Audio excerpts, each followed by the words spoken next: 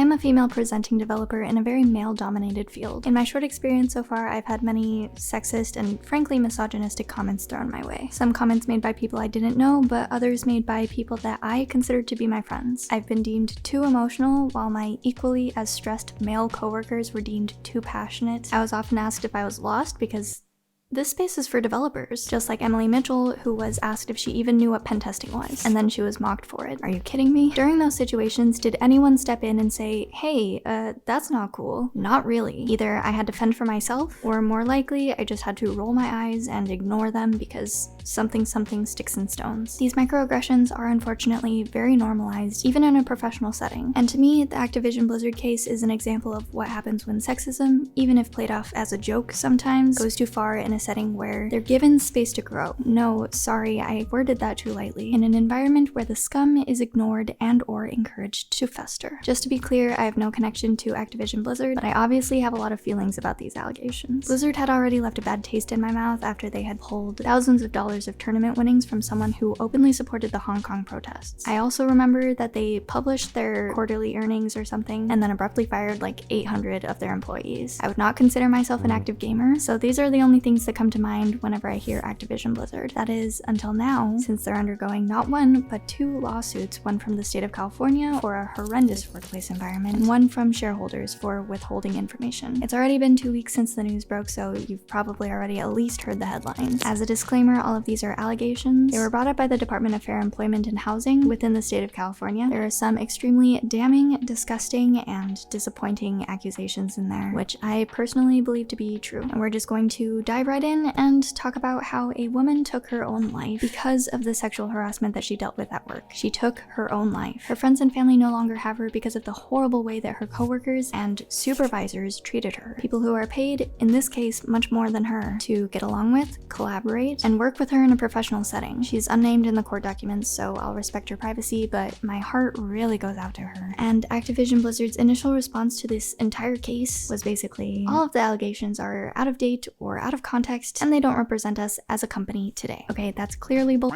because not only was the California lawsuit a result of a 2-year investigation, but Kevin Meyer, a personnel manager at Blizzard, responded, yes, it does. And it has for a long time. Since my first day back in 2012, I was sexually harassed and women have it way worse.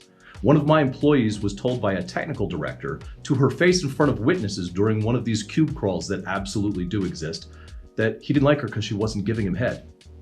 When an employee was sexually assaulted at a holiday party, we had to fight tooth and nail with HR to get them to take any action, through which they victimized her and blamed her. The sexual harassment within the company is frequently described as frat boy culture, and I mean, it's worse than that. It's rape culture. It's sexual harassment and assault culture. There were competitions between these men over who would sleep with who first, regardless of their sexual orientation. Female employees, especially the new hires, were objectified and looked at like prizes, like collectibles, not like human beings. These men would openly joke about rape. Some of them were drinking alcohol or playing video games on company time, while delegating their responsibilities to their female coworkers. There were cube crawls where the men would drink copious amounts of alcohol and then grope the women who were just sitting at their desks doing their job. Oh yeah, all this is fine, but if a woman dares take a walk, clear her mind, or just get away from this environment, if she wants to take vacation days from work, she has to fill out a report about all the things she's going to do in her personal time, and then she will still be refused those days off. No one else has to do that. She will be paid less, ignored for promotions that she is perfectly qualified for, and or terminated at the drop of a hat. That is, if she's hired in the first place. Activision Blizzard sees women as liabilities in case they get pregnant and enjoy being a mother too much, but men who might enjoy being a dad too much is never really an issue.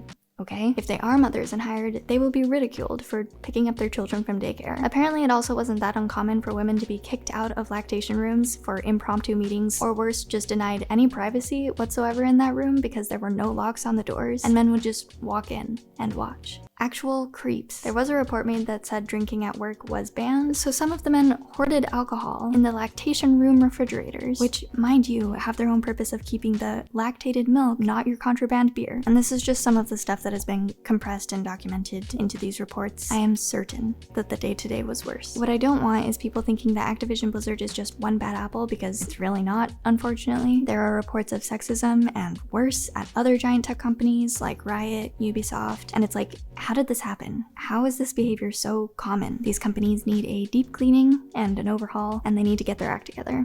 Do better.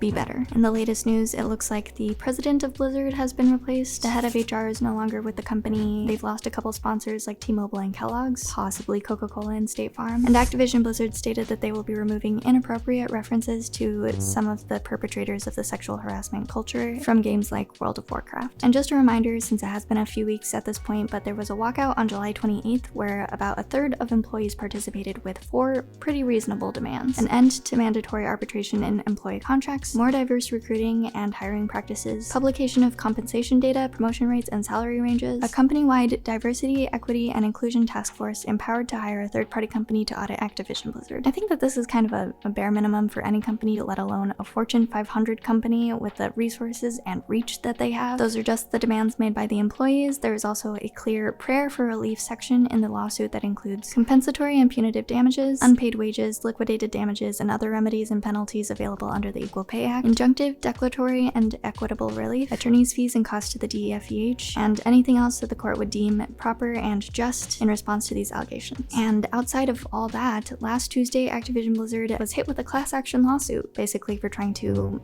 hide or downplay the California lawsuit, so at least there's that. But then later that same day, there was an investor call with barely any concern over either lawsuit. There were only 2 questions asking about how Activision Blizzard plans on moving forward. It felt like a slap on the wrist to the company and a slap in the face to the employees. If the execs at Blizzard care about anyone's opinions, it's going to be those of the people who are investing and bringing in more money. At this point, it doesn't feel like Activision Blizzard or their investors really care about the well-being of those who are working hard to develop these games, or the feelings of the people who are purchasing, playing, enjoying, and supporting these games. All of this is horrible, and I don't want you to walk away thinking, well, if it's such a horrible workplace, why don't they just leave? No. Let me stop you right there. Your question should be, if it's such a horrible work environment, why doesn't the work environment put in effort to improve? Generally, employers need to treat their employees fairly and offer them a safe space to do their work. If you fail your employees, you fail as a company. And on a personal level, if you see your female coworkers, your POC coworkers, your marginalized coworkers actively getting the shorter end of the stick, please don't just ignore that. Sure, you might feel like you don't have a lot of power, but actively giving credit when it's deserved, shutting down sexist remarks, and genuinely showing your empathy